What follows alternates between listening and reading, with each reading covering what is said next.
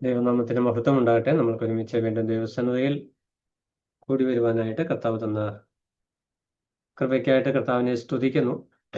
കഴിഞ്ഞ ദിവസങ്ങളിലൊക്കെ യോഹന്നാന്റെ സുവിശേഷം ക്രമീകൃതമായ നിലയിൽ, ഏറ്റവും ലളിതമായ നിലയിൽ നമുക്ക് അതിൽ നിന്നുള്ള പ്രായോഗിക പാഠങ്ങൾ ഉൾക്കൊള്ളുവാനായിട്ട് കർത്താവ് കൃപ ചെയ്തു. ദൈവവചന പഠനം നമ്മുടെ ജീവിതത്തെ പോഷിപ്പിക്കേണ്ടതിന്, അല്ലെങ്കിൽ ആത്മീക നവീകരണം ജീവിതത്തിൽ ഉണ്ടാകേണ്ടതിനാണ് ദൈവവചന പഠനം. യോഹന്നാൻ ലേഖനം അല്ല സുവിശേഷം എഴുതുമ്പോൾ തൻ്റെ ഹൃദയത്തിൽ ഭരിച്ചതായിരിക്കുന്ന വിഷയവും അതുതന്നെയാണ്. തൻ്റെ അനുവാചകർ, തൻ്റെ എഴുത്തുകൾ വായിക്കുന്നവർ താൻ എന്താണോ കമ്മ്യൂണിക്കേറ്റ് ചെയ്യുവാനായിട്ട് ശ്രദ്ധിക്കുന്നത് ആ വിഷയം ശരിയായ നിലയിൽ ഉൾക്കൊള്ളണം എന്നൊരാഗ്രഹം യോഹന്നാനുണ്ട്. കഴിഞ്ഞ ക്ലാസ്സിൽ നമ്മൾ യോഹന്നാന്റെ സുവിശേഷം 3-ാം അധ്യായം അതിൻ്റെ 12 വരെയുള്ള വാക്യങ്ങളാണ് കഴിഞ്ഞ ക്ലാസ്സിൽ ശ്രദ്ധിച്ചത്. 12-ാം വാക്യത്തിൽ നമ്മൾ വായിച്ചത്, ഭൂമിയിലുള്ളത് നിങ്ങളോട് പറഞ്ഞിട്ട് നിങ്ങൾ വിശ്വസിക്കുന്നില്ലെങ്കിൽ സ്വർഗത്തിലുള്ളത് നിങ്ങളോട് പറഞ്ഞാൽ എങ്ങനെ വിശ്വസിക്കും? പരീശന്മാരുടെ ഉപദേഷ്ടാവായിരുന്ന, പരീശന്മാരിൽ പ്രമാണിയായിരുന്ന നിക്കോദെമോസ് കർത്താവിന്റെ അടുക്കൽ വന്ന് സംശയം ചോദിക്കുകയും കർത്താവ് വളരെ കെയർഫുള്ളി, വളരെ പ്ലാൻഡ് ആയിട്ട്, അതായത് നിക്കോദെമോസിനെ സത്യത്തിലേക്ക് വഴി നടത്തുക എന്നുള്ള ആ ഒരു ഉദ്ദേശത്തിൽ ഒരു ലക്ഷ്യോന്മുഖ ചോദ്യമാണ് താൻ ചോദിച്ചത്. കർത്താവ് നിക്കോദെമോസിൽ നിന്ന് ന്യായപ്രമാണത്തിന്റെയും പ്രവാചക പുസ്തകങ്ങളുടെയും വെളിച്ചത്തിൽ എങ്ങനെയാണ് ദൈവരാജ്യത്തിൽ പ്രവേശിക്കുന്നത് എന്നത് സംബന്ധിച്ച് എന്താണ് നിക്കോദെമോസിന്റെ അണ്ടർസ്റ്റാൻഡിങ് എന്ന് വെളിപ്പെട്ട് വരത്തക്കവണ്ണമാണ് കർത്താവ് നിക്കോദെമോസിനോട് സംസാരിച്ചത്. അവസാനം കർത്താവ് നിക്കോദെമോസിനോട് ചോദിക്കുന്നത്, നീ യഹൂദന്മാരുടെ ഉപദേഷ്ടാവായിട്ട് ഇരുന്നിട്ടും ഞാൻ ഈ പറയുന്ന കാര്യങ്ങൾ നിനക്ക് ഉൾക്കൊള്ളുവാനായിട്ട് കഴിയുന്നില്ലയോ? അപ്പൊ അതിനുശേഷം ഇതെങ്ങനെ സംഭവിക്കും? കർത്താവ് കാറ്റിനെ കുറിച്ചൊക്കെ പറഞ്ഞു. അതും നിക്കോദെമോസിന് വേണ്ടോളം ഉൾക്കൊള്ളാൻ കഴിഞ്ഞില്ല. അപ്പൊ തുടർന്നുള്ള വാക്യങ്ങളിൽ കർത്താവ് ആ വിഷയം കുറച്ചുകൂടെ സിംപ്ലിഫൈ ചെയ്ത് എന്താണ് കർത്താവ് വാസ്തവത്തിൽ കമ്മ്യൂണിക്കേറ്റ് ചെയ്യാനായിട്ട് ആഗ്രഹിക്കുന്നത്, താല്പര്യപ്പെടുന്നത് എന്നുള്ള വിഷയമാണ് വെളിപ്പെടുത്തുന്നത്. 13-ാം വാക്യത്തിൽ വരുമ്പോൾ, സ്വർഗത്തിൽ നിന്ന് ഇറങ്ങി വന്നവനായി സ്വർഗത്തിൽ ഇരിക്കുന്നവനായി മനുഷ്യപുത്രൻ അല്ലാതെ ആരും സ്വർഗത്തിൽ കയറിയിട്ടില്ല. അപ്പൊ ദൈവരാജ്യത്തിൽ എങ്ങനെ പോകാം, എങ്ങനെ പ്രവേശിക്കാം എന്നതാണ് നിക്കോദെമോസിന്റെ സംശയം. അപ്പോൾ അതിന് കർത്താവ് പറഞ്ഞേക്കുന്ന മറുപടി, സ്വർഗത്തിൽ ഇരുന്നവനായി സ്വർഗത്തിൽ നിന്ന് വന്നവനായിട്ടുള്ള കർത്താവ് അല്ലാതെ ആരും സ്വർഗത്തിൽ കയറിയിട്ടില്ല. അപ്പോൾ ദൈവരാജ്യ പ്രവേശനം സംബന്ധിച്ച് വ്യക്തമായ ഒരു ബോധ്യം നിക്കോദെമോസിനോട് ഉണ്ടാകണമെന്ന് കർത്താവ് ആഗ്രഹിക്കുന്നുണ്ട്. എന്നാൽ നിക്കോദെമോസിന് അത് വേണ്ടതുപോലെ ഉൾക്കൊള്ളുവാനായിട്ട് കഴിയുന്നില്ല. കാരണം ന്യായപ്രമാണത്തിന്റെ ബന്ധനത്തിൽ നിക്കോദെമോസ് ആയിരിക്കുക എന്ന് പറഞ്ഞാൽ, ന്യായപ്രമാണത്തിന്റെ അനുഷ്ഠാനത്താലാണ് നീതീകരണം എന്നുള്ള ഒരു പരീശ ഭക്തി തൻ്റെ ഹൃദയത്തിൽ മുറുകെ പിടിച്ചിരിക്കുന്നത് കൊണ്ട് കർത്താവ് പറയുന്ന കാര്യങ്ങളെ ശരിയായ നിലയിൽ നിക്കോദെമോസിന് ഉൾക്കൊള്ളുവാനായിട്ട് കഴിയുന്നില്ല. എല്ലാ മനുഷ്യർക്കും ഉള്ള ഒരു പ്രശ്നം ഇത്, എല്ലാ മതങ്ങളിൽപ്പെട്ടവർക്കും ഉള്ള ഒരു പ്രശ്നമാണ് ഇത്. അവരുടെ ചിന്താഗതിക്ക് അതീതമായി വരുന്ന ആശയങ്ങളെ അവർക്ക് വേണ്ടുവോളം ഉൾക്കൊള്ളുവാനായിട്ട് കഴിയത്തില്ല. അപ്പോൾ കർത്താവ് അവരോട് സംസാരിക്കുന്ന വിഷയം അവർക്ക് ഉൾക്കൊള്ളത്തക്ക രീതിയിൽ തന്നെയാണ് എന്ന് പറഞ്ഞാൽ അവർക്ക് മനസ്സിലാകണം. അപ്പൊ നിക്കോദെമോസിന് മനസ്സിലാകുന്ന നിലയിൽ കർത്താവ് ഒരു ഉദാഹരണം എടുത്ത് പറയുന്നതാണ് അടുത്ത 2 വാക്യങ്ങൾ, 14-15 വാക്യങ്ങൾ. അപ്പൊ നമ്മൾ ആ വാക്യത്തിലൂടെ കടന്നു പോകുമ്പോൾ നമ്മുടെ പ്രായോഗിക ജീവിതവുമായിട്ട് ബന്ധപ്പെട്ട് ചില പാഠങ്ങൾ ഉൾക്കൊള്ളുവാനായിട്ട് നമുക്ക് അവിടെ ഉണ്ട്. അതായത് കർത്താവ് പറയുന്ന വിഷയങ്ങളിൽ ഒത്തിരി ആത്മീക സത്യങ്ങൾ ഉൾക്കൊള്ളുന്നുണ്ട്. ആ വിഷയങ്ങളിലൂടെ ഇന്ന് നമുക്ക് കടന്നു പോകാമെന്നാണ് കർത്താവിൽ ആഗ്രഹിക്കുന്നത്. 14-ാം വാക്യത്തിലേക്ക് വരുമ്പോൾ, കർത്താവ് സ്വർഗത്തിൽ നിന്ന് ഇറങ്ങി വന്നു, കർത്താവ് സ്വർഗത്തിലായിരുന്നു, കർത്താവ് അല്ലാതെ ആരും സ്വർഗത്തിൽ കയറിയിട്ടില്ല എന്ന് കർത്താവ് പറഞ്ഞു. എന്നാൽ നിക്കോദെമോസിന് അതിൽ നിന്ന് പ്രത്യേകിച്ച് ഒന്നും മനസ്സിലാകുന്നില്ല. അപ്പോൾ അതുകൊണ്ട് കർത്താവ് അടുത്ത ഒരു സ്റ്റേറ്റ്മെന്റിൽ എന്താണ് കർത്താവ് വന്നതിന്റെ ഉദ്ദേശം എന്നതാണ് കർത്താവ് വെളിപ്പെടുത്തി വരുന്നത്. താഴോട്ടുള്ള വാക്യങ്ങളിലെല്ലാം ഉള്ള പ്രധാന വിഷയം, സ്വർഗത്തിൽ ഇരുന്നവനായിരുന്ന കർത്താവ് എന്തുകൊണ്ട് സ്വർഗത്തിൽ നിന്ന് ഭൂമിയിലേക്ക് വന്നു, അതാണ് കർത്താവ് വെളിപ്പെടുത്തുവാനായിട്ട് ആഗ്രഹിക്കുന്നത്. എന്നാൽ കർത്താവ് അവിടെ എടുത്ത് ഉപമിക്കുന്ന, അല്ലെങ്കിൽ എടുത്ത് വെളിപ്പെടുത്തുന്ന ഒരു ഉപമാനം അല്ലെങ്കിൽ ഒരു ചരിത്ര സംഭവം എന്ന് പറയുന്നത് 14-ാം വാക്യത്തിൽ, മോശെ മരുഭൂമിയിൽ സർപ്പത്തെ ഉയർത്തിയതുപോലെ മനുഷ്യപുത്രനെയും ഉയർത്തേണ്ടതാകുന്നു. ഈ ഒരു വാക്യം നമ്മൾ ശ്രദ്ധിച്ചു പഠിക്കുന്ന നമ്മൾ ആരാധനയോടുള്ള ബന്ധത്തിലൊക്കെ വാക്യങ്ങൾ വായിക്കാറുള്ളതാണ്. എന്നാൽ അതിൽ നിന്ന് നമ്മൾ ചിന്തിക്കുന്നതിനോട് അഡീഷണൽ ആയിട്ട് കുറച്ചുകൂടെ ആഴമായിട്ട് അതിൽ നിന്നുള്ള വിഷയങ്ങളെ ശ്രദ്ധിക്കുവാനായിട്ടാണ് ഇന്ന് രാത്രിയിൽ നമ്മൾ ചിന്തിക്കുന്നത്. ഈ മോശെ മരുഭൂമിയിൽ ഉയർത്തിയ സർപ്പത്തിന്റെ പ്രത്യേകത എന്തായിരുന്നു? അപ്പൊ കർത്താവ് പറയുന്നത് മോശെ മരുഭൂമിയിൽ പിച്ചള സർപ്പത്തെ ഉയർത്തിയതുപോലെ അത് നിക്കോദോമസിന് നന്നായിട്ട് അറിയാൻ കാര്യം യഹൂദ മോശയുടെ ന്യായപ്രമാണ പുസ്തകങ്ങൾ പെന്റാറ്റുക് വളരെ വ്യക്തമായിട്ട് പഠിക്കുകയും പഠിപ്പിക്കുകയും ചെയ്യുന്ന ഒരു വ്യക്തിയാണ് നിക്കോദോമസ്. അതുകൊണ്ട് ഈ പിച്ചള സർപ്പം, മോശെ മരുഭൂമിയിൽ ഉയർത്തിയ സർപ്പം എന്നുള്ള വിഷയം നിക്കോദോമസിന് വളരെ അടുത്തറിയാവുന്ന ഒരു വിഷയം. അപ്പോൾ അതിൽ നിന്ന് നിക്കോദോമസിനോട് കർത്താവ് ആശയം കമ്മ്യൂണിക്കേറ്റ് ചെയ്യുവാനായിട്ട് ശ്രദ്ധിക്കുന്നു എന്നതാണ് നമ്മൾക്ക് ഉൾക്കൊള്ളുവാനായിട്ടുള്ള ആവശ്യം. സുവിശേഷ പ്രവർത്തന രംഗത്ത് പൗലോസും അറിയപ്പെടാത്ത ദേവന്റെ ഒരു സ്തൂപം കണ്ടപ്പോൾ അതിനെ ഉദ്ധരിച്ചുകൊണ്ട് സംസാരിക്കുന്നതായിട്ട് നമ്മൾ കാണുന്നുണ്ട്. എന്ന് പറഞ്ഞാൽ നമ്മൾ കമ്മ്യൂണിക്കേറ്റ് ചെയ്യുവാനായിട്ട് ഉദ്ദേശിക്കുന്ന സന്ദേശം അത് കേൾക്കുന്ന വ്യക്തിക്ക് ഏറ്റവും എളുപ്പം മനസ്സിലാകത്തക്ക നിലയിൽ നമ്മൾ ആശയം കമ്മ്യൂണിക്കേറ്റ് ചെയ്യുന്നു. എന്നാൽ അതേ സമയത്ത് ശ്രദ്ധിക്കേണ്ട ഒരു വിഷയം, നമ്മൾ ഉദാഹരിക്കുന്ന വിഷയവും നമ്മൾ പറയുന്ന സന്ദേശവും തമ്മിൽ കോൺട്രഡിക്ഷൻ വരാനായിട്ട് പാടില്ല. പലപ്പോഴും ഈ ഉദാഹരണം ഉപയോഗിച്ച് അന്യമത ദേവന്മാരെയൊക്കെ ക്രിസ്തുക്കളാക്കി രൂപപ്പെടുത്തുന്ന സംവിധാനങ്ങൾ ക്രിസ്ത്യ സമൂഹത്തിൽ, സമുദായങ്ങൾ കഴിഞ്ഞ കാലങ്ങളിൽ ഉണ്ടായിട്ടുണ്ട്. ഈ ഉദാഹരണം എടുത്ത് പറയുക അല്ലെങ്കിൽ താരതമ്യം പറയുക എന്ന് പറയുമ്പോൾ അതിന് ചില പരിമിതികൾ ദൈവവചനത്തിലുണ്ട്. ആ ലിമിറ്റിൽ നിന്നുകൊണ്ട് വേണം നമ്മൾ കൈകാര്യം ചെയ്യാൻ. ഇവിടെ കർത്താവ് പരീശനായിരിക്കുന്ന, യഹൂദനായിരിക്കുന്ന, ഇസ്രായേലിനായിരിക്കുന്ന നിക്കോദോമസിനോട് സംസാരിക്കുമ്പോൾ അവരുടെ ഹൃദയത്തെ വളരെയധികം ഭരിക്കുന്ന ഒരു വിഷയമാണ് ഈ പിച്ചള സർപ്പം. അപ്പോൾ ആ പിച്ചള സർപ്പത്തിന്റെ ചരിത്രത്തിൽ നിന്നുകൊണ്ട് കർത്താവ് ഈ കാര്യം മനസ്സിലാക്കണമെന്നാണ് നിക്കോദോമസിൽ നിന്ന് കർത്താവ് ഉദ്ദേശിക്കുന്ന വിഷയം. നമ്മൾ നിക്കോദോമസിനെ കുറിച്ച്, ഈ പിച്ചള സർപ്പത്തെ കുറിച്ച് നമ്മൾ പഠിക്കുമ്പോൾ നമുക്കറിയാം ഇസ്രായേൽ ജനം മരുഭൂമി യാത്രയിൽ, നമുക്കറിയാം ഇസ്രായേലിൽ നിന്ന് പുറപ്പെട്ട നാൾ മുതൽ ഏകദേശം 40 വർഷം മരുഭൂമിയിലൂടെ അവർ ചുറ്റി സഞ്ചരിച്ചു. ദൈവത്തിന്റെ കരുതലും പരിപാലനവും അവരാവോളം അനുഭവിച്ചു. ദൈവത്തെ നേരിട്ട്, ദൈവിക സന്ദേശം നേരിട്ട്, ദൈവിക സാന്നിധ്യം നേരിട്ട് അനുഭവിച്ചവര്, ദൈവിക കരുതൽ നേരിട്ട് അനുഭവിച്ചവരാണ് ഇസ്രായേൽ ജനം. എന്നാൽ ഇസ്രായേൽ ജനത്തിന്റെ മനസ്സൊരിക്കലും ഈ കർത്താവിന്റെ സന്നിധിയിലേക്ക് ഏകാഗ്രമായിരുന്നില്ല. ദൈവദാസന്മാരോടുള്ള ബന്ധത്തിലും ഏകാഗ്രമായില്ല. എന്ന് പറഞ്ഞാൽ തങ്ങളെ നടത്തുവാനായിട്ട് ദൈവനിയോഗിതനായി അയക്കപ്പെട്ട മോശയുടെ നേരെ മത്സരവും പെറുവിറുപ്പും മാത്രമായിരുന്നു ഈ ജനത്തിന്റെ കൈവശം ഉണ്ടായിരുന്നത്. ഇത് മനുഷ്യ സഹജമാണ്. എന്തെല്ലാം ചെയ്തു കൊടുത്താലും കുറവ് മാത്രമേ അവർ കാണത്തുള്ളൂ. അങ്ങനെ മുന്നോട്ട് യാത്ര ചെയ്യുമ്പോൾ മത്സരികളായിരിക്കുന്ന ഇവര് ദൈവത്തിന് മോശയ്ക്കുമെതിരെ മത്സരിച്ച് ഞങ്ങളെ മരുഭൂമിയിൽ നിന്ന്, മിസ്രൈമിൽ നിന്ന് കൊണ്ട് നീ മരുഭൂമിയിൽ കൊന്നു കളയുവാനായിട്ട് കൊണ്ടുവന്നിരിക്കുന്നു എന്ന് പറഞ്ഞ് ദൈവസന്നിധിയിൽ പിറുപിറുക്കുന്ന ഒരു രംഗം. സംഖ്യാപുസ്തകം 21-ാം അധ്യായം അതിന്റെ 4 മുതൽ 9 വരെയുള്ള വാക്യങ്ങളിലാണ് നമ്മൾ ഈ വിഷയം കാണുന്നത്. സംഖ്യാപുസ്തകം 21-ാം അധ്യായം 4 മുതൽ 9 വരെ. അത് ഒത്തിരി വിശദമായിട്ട് നമ്മളത് പോകുന്നില്ല, ജസ്റ്റ് ആ വിഷയത്തിൽ മാത്രം. അവിടെ നമ്മൾ വായിക്കുന്നത് പശ്ചാത്തലം ഇതാണ്. അവര് മരുഭൂമി യാത്രയിൽ വരുമ്പോൾ ഏദോം ദേശത്തിന്റെ അടുത്തെത്തുന്നു. ഏദോം എന്ന് പറഞ്ഞാൽ ഏശാവിന്റെ സന്തതി പരമ്പരയാണ്. നിങ്ങൾ അവരെ ശല്യപ്പെടുത്തരുത്. ബാക്കി ദേശത്തൊക്കെ ആളുകളെ കീഴ്പ്പെടുത്തിയും അതിജീവിച്ചൊക്കെയാണ് ഇവർ മുന്നോട്ട് വരുന്നത്. അപ്പോൾ ഏദോമിൽ എത്തിയപ്പോൾ, ഏദോം പട്ടണത്തോടടുത്ത്, ഏദോം നഗരത്തോട് അല്ലെങ്കിൽ ആ പ്രദേശത്തോട് അടുത്ത് വന്നു കഴിഞ്ഞപ്പോൾ ദൈവം അവരോട് പറഞ്ഞു, നിങ്ങളുടെ സഹോദരനാണ്, അതുകൊണ്ട് അവനുമായിട്ട് യുദ്ധത്തിന് പോകരുത്, നിങ്ങളത് ഒഴിഞ്ഞു പോകണമെന്ന് പറഞ്ഞപ്പോൾ ഇവരുടെ ഉള്ളിലുണ്ടായിരിക്കുന്ന റിബല്യൻ, അവർ പിന്നെ അവിടുന്ന് ചുറ്റി സഞ്ചരിക്കേണ്ടി വന്നു. ആ ചുറ്റി സഞ്ചാരത്തിൽ അവർക്കുണ്ടായ പ്രതികരണമാണ് ഇവിടെ നമ്മൾ വായിക്കുന്നത്. ഏദോം ദേശത്തേക്ക് ചുറ്റിപ്പോകുവാൻ ഹോർ പർവ്വതത്തിൽ നിന്ന് ചെങ്കടൽ വഴിയെ യാത്ര പുറപ്പെട്ടു. വഴി നിമിത്തം ജനത്തിന്റെ മനസ്സ് ക്ഷീണിച്ചു. എന്ന് പറഞ്ഞാൽ നടന്ന് ക്ഷീണിച്ചു എന്ന് അതിന്റെ ആശയം. കാരണം മിസ്രൈമിൽ നിന്ന് പുറപ്പെട്ടൊന്നുമില്ല, ഇവരിങ്ങനെ ഈ ലക്ഷക്കണക്കിന് ആളുകൾ നടന്നുകൊണ്ട് ദൈവം കരുതുന്നുണ്ട്, സംരക്ഷണം, ഇതൊക്കെ ശരിയാണെങ്കിലും ഈ യാത്ര ഇവർക്ക് ക്ഷീണമാണ്. അവർ മനസ്സ് ക്ഷീണിച്ചു. ജനം ദൈവത്തിനും മോശയ്ക്കും വിരോധമായി സംസാരിച്ചു.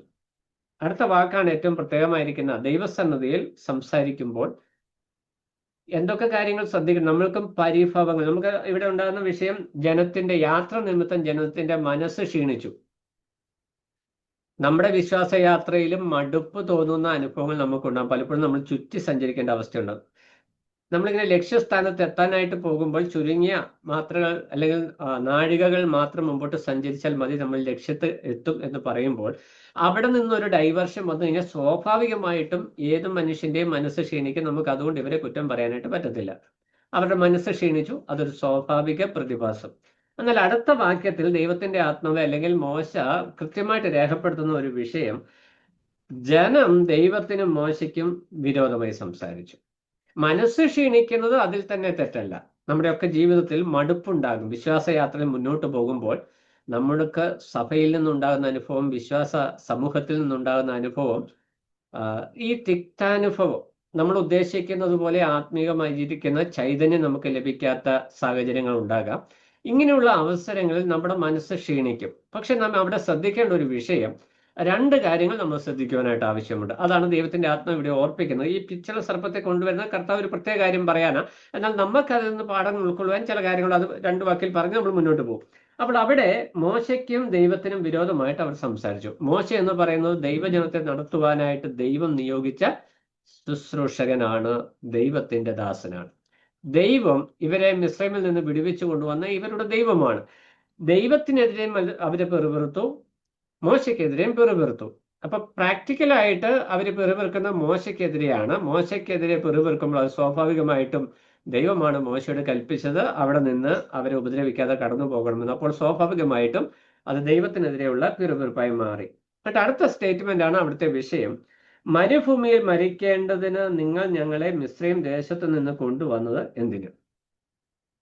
അപ്പോൾ അഹറോനോടും മോശയോടുമാണ് ഈ ചോദ്യം പ്രാക്ടിക്കലി വരുന്നത്. പക്ഷെ അതിനകത്തൊരു തേർഡ് പാർട്ടി ദൈവം കൂടെ ഉൾപ്പെട്ടു. എന്തിനാണ് മിസ്രൈം ദേശത്ത് നിന്ന് ഞങ്ങളെ കൊണ്ടുവന്നത്? അടുത്ത സ്റ്റേറ്റ്മെന്റ് അതിലും ഡേഞ്ചറസ് ആണ്.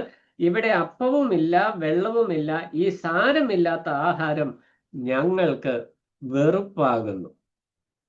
അപ്പോൾ വാക്ക് ഏറിയ ലംഘനം ഉണ്ടാകുമെന്ന് നമ്മൾ വചനത്തിൽ വായിക്കുന്നുണ്ട്. അപ്പോൾ ഇസ്രായേൽ ജനത്തിന്റെ ജീവിതത്തിൽ സംഭവിക്കുന്ന ഇങ്ങനെയുള്ള വിഷയങ്ങൾ നമ്മുടെ വിശ്വാസ ജീവിതത്തിൽ നമ്മൾ കുറിക്കൊള്ളേണ്ട ഒരു വിഷയമാണ്. ഇവിടെ അവരുടെ മനസ്സ് ക്ഷീണിച്ചതിനെ കുറിച്ച് യാതൊരു പ്രശ്നവുമില്ല. അത് സ്വാഭാവികമായിരിക്കുന്ന ഒരു പ്രതിഭാസമാണ്.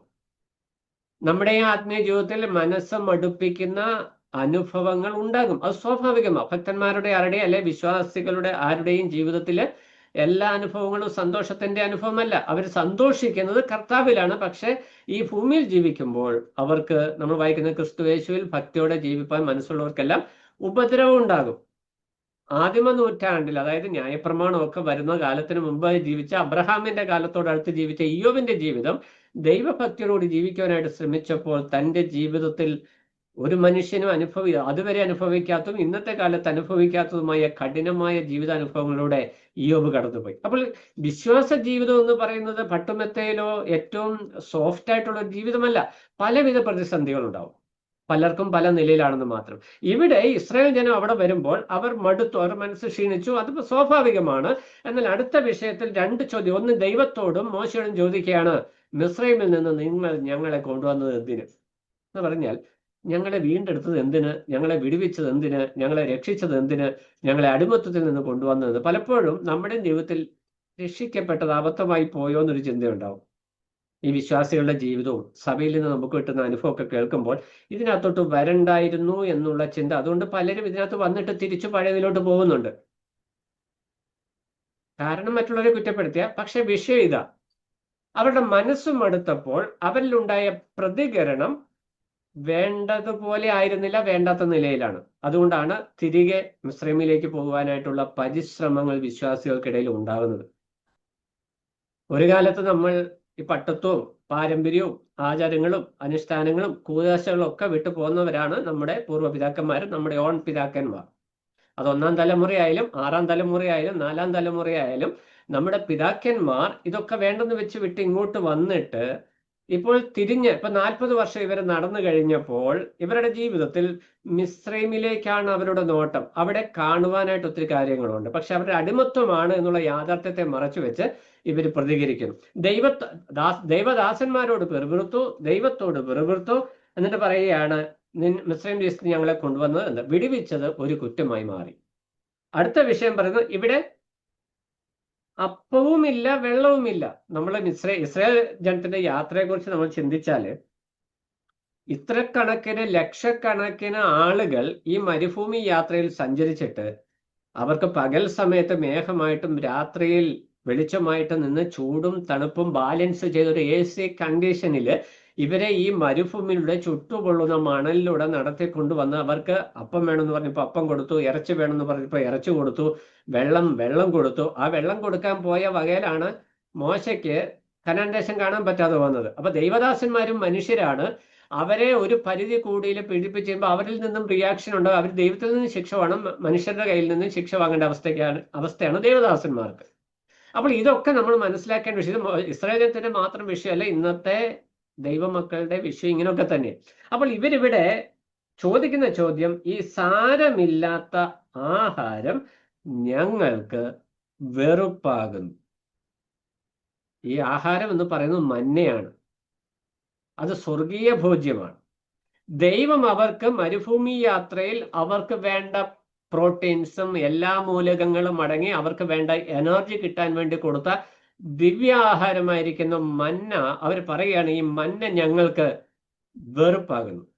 അപ്പോൾ ഇവിടെ മനസ്സിലാകേണ്ട വിഷയം, ഏദോമ്യരുടെ അടുക്കൽ ആ ദേശത്തെ ചുറ്റി അവിടുന്ന് മാറിപ്പോകണം എന്നൊരു വാക്ക് പറഞ്ഞപ്പോൾ അവർക്കുണ്ടായ റിയാക്ഷൻ എന്ന് പറയുന്നത് ദൈവത്തിന്റെ കരുതലിനെതിരെ അവർ മത്സരിച്ചു എന്നുള്ളതാണ്. അപ്പോൾ ആ വിഷയം, മത്സരത്തിന് ദൈവം കൊടുത്ത ശിക്ഷയാണ്. അപ്പോൾ യഹോവ ജനത്തിന്റെ ഇടയിൽ അഗ്നിസർപ്പങ്ങളെ അയച്ചു.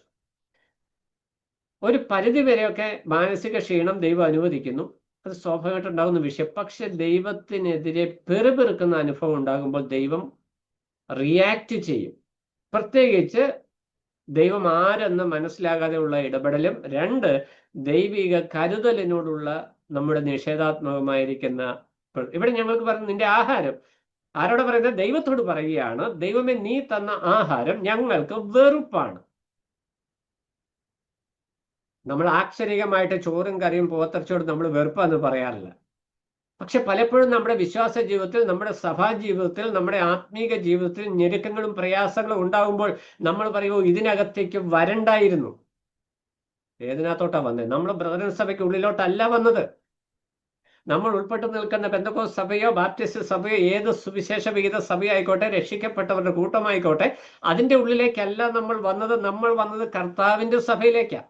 ഈ കർത്താവിൻ്റെ സഭയിലേക്ക് വന്ന നമ്മൾ ഇവിടെ നിന്നുകൊണ്ട് പറയുകയാണ് ഇതിനകത്തേക്ക് വന്നത് അബദ്ധമായി പോയി എന്ന് പറയുമ്പോൾ, ചുറ്റും നിൽക്കുന്നവരാരും നമ്മൾക്ക് വേണ്ടി പ്രാണനെ തന്നിട്ടില്ല, നമുക്ക് വേണ്ടി വീണ്ടെടുപ്പ് ഒരുക്കിയിട്ടുമില്ല, നമ്മളെ വഴി നടത്തിയിട്ടുമില്ല. ഇവരൊക്കെ കൂടെ നിൽക്കുന്നവരാണ്, പക്ഷെ ഇവരാരും നമ്മൾക്ക് വേണ്ടി ഒന്നും ചെയ്തിട്ടില്ല എന്നുള്ള സത്യം നമ്മൾ മറന്നു പോകുന്നു.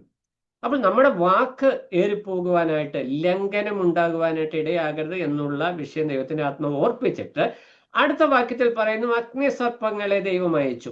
അപ്പൊ ഞാൻ ഇത്രയും പറയാനുള്ള കാരണം, ഈ നിക്കോദെമസിനോട് കർത്താവ് ഈ ഒരു വാക്ക് പറഞ്ഞപ്പോൾ ഈ ചിത്രം മുഴുവൻ നിക്കോദെമസിന്റെ ഉള്ളിലൂടെ കടന്നുപോയി. എന്താ നിക്കോദെമസിന്റെ ഉള്ളിലൂടെ കടന്നുപോയ വിഷയം? ദൈവിക കരുതലിനോടും ദൈവിക വീണ്ടെടുപ്പിനോടും ദൈവം അടിമത്വത്തിൽ നിന്ന് കൊടുത്ത സ്വാതന്ത്ര്യത്തോടും ദൈവം ഒരുക്കിയ ദിവ്യഭോജനത്തോടും ഇസ്രായേൽ, തൻ്റെ പൂർവ്വപിതാക്കന്മാരായിരിക്കുന്ന ഇസ്രായേൽ ജനം കാണിച്ച മത്സരത്തെയാണ് പിച്ചള സർപ്പം ചൂണ്ടിക്കാണിക്കുന്നത്. അപ്പോൾ ഇത് നമ്മുടെ ജീവിതത്തിലും ആത്മീക നിക്കോദെമസിന്റെ ഹൃദയത്തിലൂടെ കടന്നുപോയ ആ ചിന്ത നമ്മുടെ ഹൃദയത്തിലും ഭരിക്കേണ്ടത് ആവശ്യമാണ്. ഒരിക്കലും കർത്താവാണ് നമ്മളെ രക്ഷിച്ചത്, നമ്മൾ ഉൾപ്പെട്ടു നിൽക്കുന്ന സ്ഥലം സഭയല്ല. നമ്മൾ ആ സഭയിൽ കൂട്ടായ്മയ്ക്ക് വേണ്ടി ചേർന്നു എന്നല്ലാതെ അവർ നമുക്ക് വേണ്ടി ഒന്നും ചെയ്തിട്ടില്ല.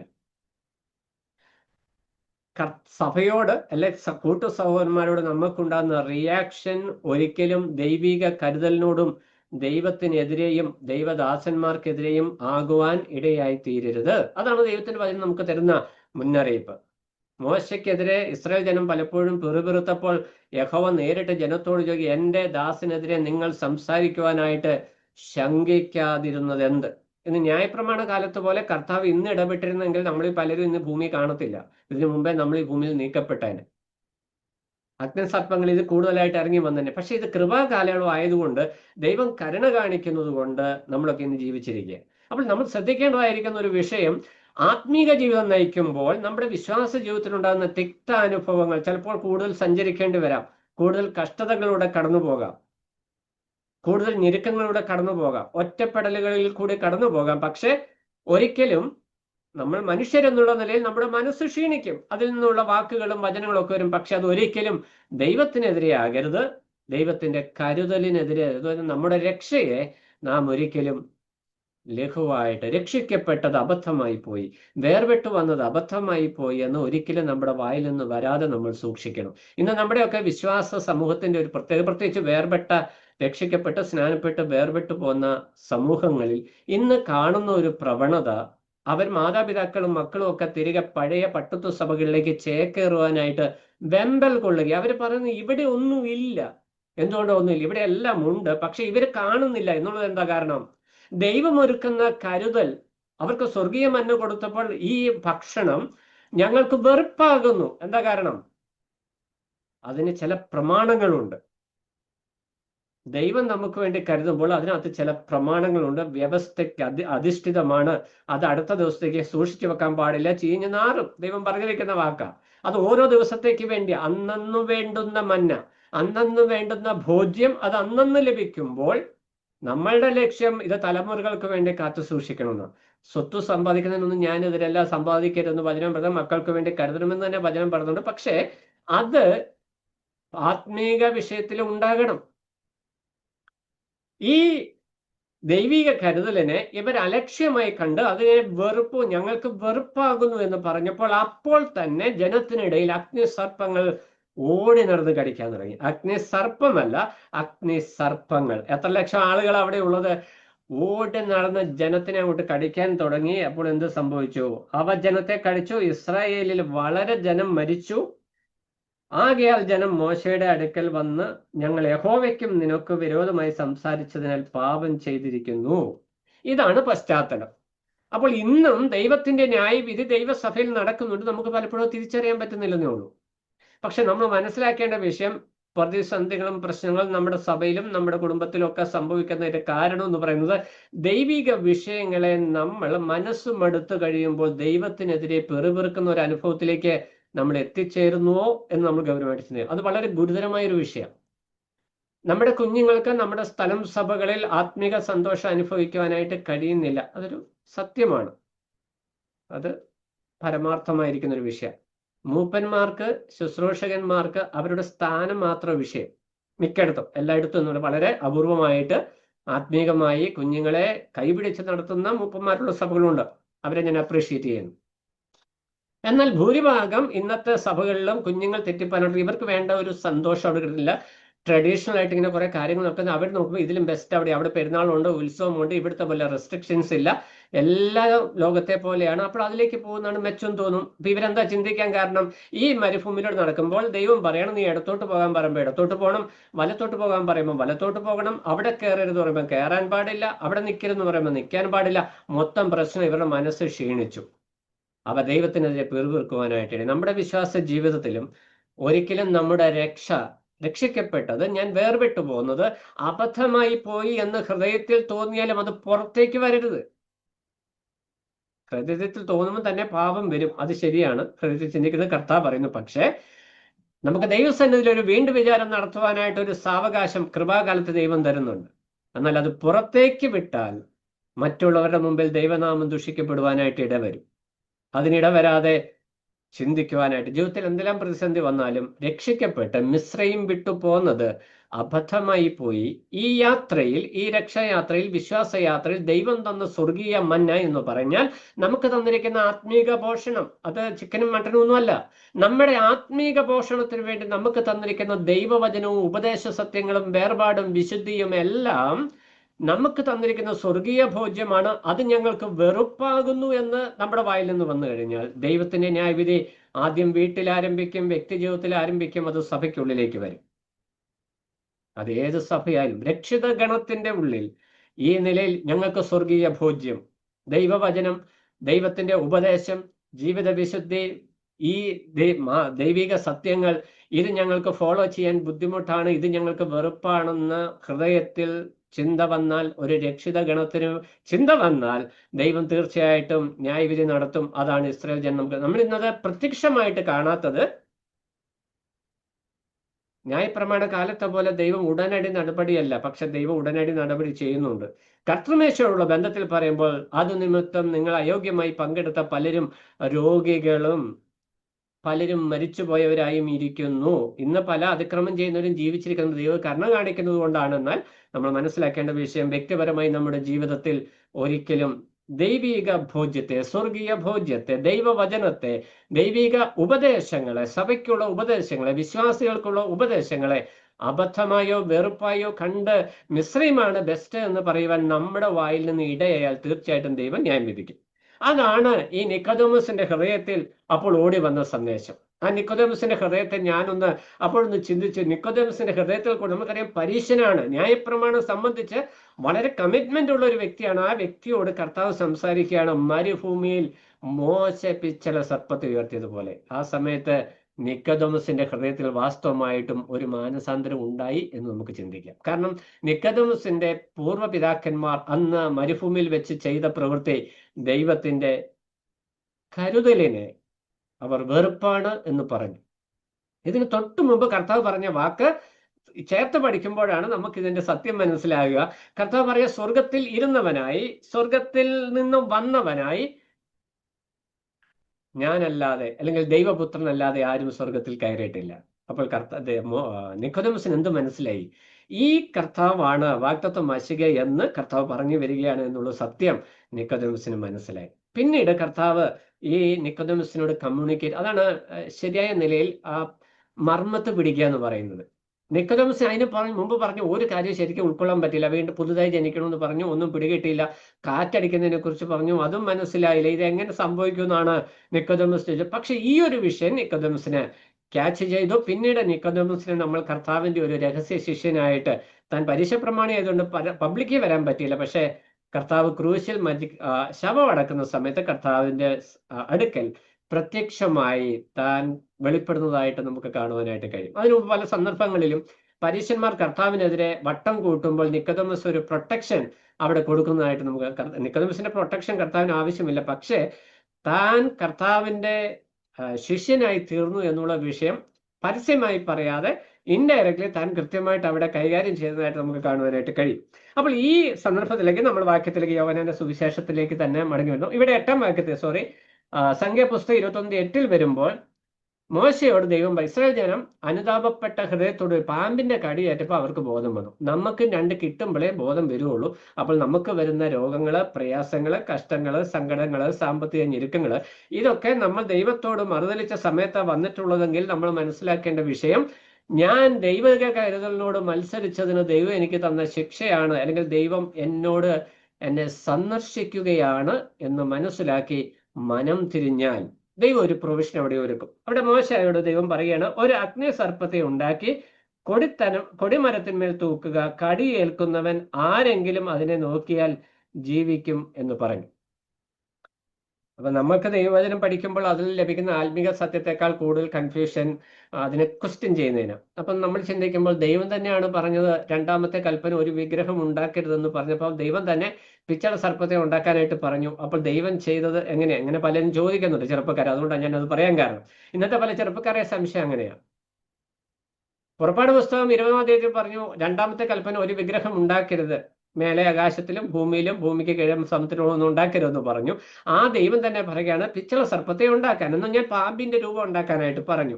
അപ്പോൾ ദൈവം തന്നെ ആ കൽപ്പന ലംഘിച്ചില്ലേ എന്നാണ് ആളുകൾ ചോദിക്കുന്നത്. എന്നാൽ നമ്മൾ മനസ്സിലാക്കേണ്ട വിഷയം, ദൈവത്തിന് അതിനുള്ള അധികാരമുണ്ട്, അത് 1ാമത്തെ വിഷയം നീക്കട്ടെ. എന്നാൽ നമ്മൾ മനസ്സിലാക്കേണ്ട വിഷയം, അവിടെ ദൈവം കൽപ്പിക്കുന്ന വിഷയം ആരാധിക്കുവാനായിട്ട് ഒരു വിഗ്രഹത്തെ ഉണ്ടാക്കരുത്, അതിന് നമസ്കരിക്കരുത്. നമുക്കറിയാം ദൈവം ആത്മാവാണ്, ദൈവത്തിന് രൂപസാദൃശ്യങ്ങളില്ല. മോശയോടും ദൈവം കൃത്യമായിട്ട് സംസാരിക്കും, നീ എന്നോട് സംസാരിച്ച നാളിൽ ഒരു രൂപവും കണ്ടില്ലല്ലോ, അതുകൊണ്ട് ഒരു രൂപത്തെ ഉണ്ടാക്കരുത്, നമസ്കരിക്കരുത്. ആരാധനയ്ക്കായിട്ട് ദൈവം എന്നുള്ള നിലയിൽ ഒരു രൂപത്തെ ഉണ്ടാക്കരുതെന്നാണ് ദൈവത്തിന്റെ കൽപ്പന. ഇവിടെയുള്ളത് അവരെ കടിച്ച ഒരു ശത്രുവിനെ അല്ലെങ്കിൽ ഒരു ബാധയെ നീക്കുവാനായിട്ട് ഒരു പ്രതിരൂപത്തെ ഉണ്ടാക്കി വെച്ചു. പ്രതിരൂപത്തെ ഉണ്ടാക്കി വെച്ചിട്ട് അതിനെ ആരാധിക്കുവാനായിട്ട് കർത്താവ് പറഞ്ഞില്ല, അതിനെ നോക്കുക എന്നാ പറഞ്ഞത്. കടിയേൽക്കുന്ന വ്യക്തി ഒരു നിമിഷം ആ പാമ്പിനെ നോക്കിയാൽ, അത് കൊടുമരത്തിൽ ഉയർത്താൻ പറഞ്ഞത്, പാളയത്തിൽ എവിടെ കടിയേറ്റവനും കടിയേറ്റ നിമിഷം തന്നെ തല ഉയർത്തി നോക്കിയാൽ കാണാവുന്ന ഒരു പൊസിഷനിൽ ഇത് ഉയർത്തി വെച്ചിരിക്കുകയാണ്. അപ്പോൾ വിടുതലിന് വേണ്ടിയുള്ള ഒരു സിമ്പലായിട്ട് മാത്രമാണ് ഇവിടെ ദൈവം ഉണ്ടാക്കാൻ മേലത്. കർത്താവ് കൽപ്പന ലംഘിച്ചതല്ല. കർത്താവ് പറഞ്ഞ കൽപ്പന ആരാധിക്കുവാനായിട്ട് ദൈവമായിട്ട് നമുക്ക് മറ്റ് ജാതികൾക്ക്, ഇസ്രായേൽ അല്ലാത്ത മറ്റ് ജാതികൾക്ക് ഇഷ്ടംപോലെ ദേവീ ദേവന്മാരുടെ വിഗ്രഹങ്ങൾ അവിടെ ഉണ്ടായിരുന്നു. ഇക്കാലത്തുമുണ്ട്, എക്കാലത്തുമുണ്ട്. എന്നാൽ ഇവിടെ പറയുന്നത് കടിയേൽക്കുന്നവൻ രക്ഷ പ്രാപിക്കുവാനായിട്ട് നോക്കേണ്ട ഒരു വിഷയമാണ്, ഈ ഒരു സിമ്പലായിട്ടാണ് അവിടെ നിൽക്കുന്നത് നമുക്ക് കാണുവാനായിട്ട് കഴിയും.